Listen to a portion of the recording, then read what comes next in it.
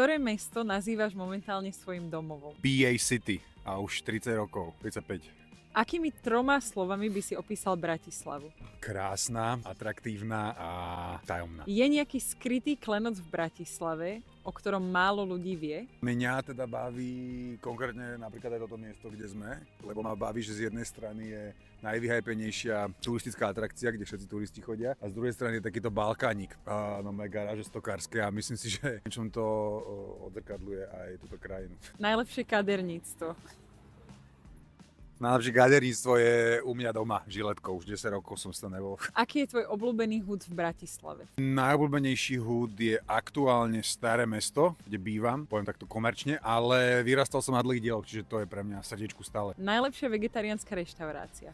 Ahoj vege, jednoznačne. Pozdravujem pána Huja, môjho kamaráta. Najkrajšie miesto na rande? Je taký veľmi pekný spotík pri Kalvárii, pri Horskom parku, je to taká stokárčina tiež, ale je to pekný výhľad, tak to je také nekomerčné, ale ja ináč berem na rande prvé Bodleru väčšinou mám také vychytá, neviem prečo.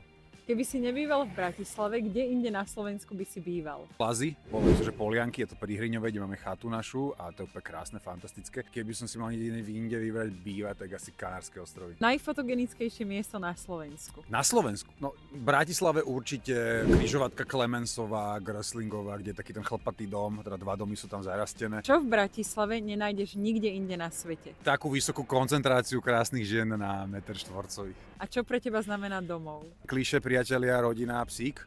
Miesto, kde strecha nad hlavou, sucho, teplo a kde si v kľude môžem pozrieť niečo na internete.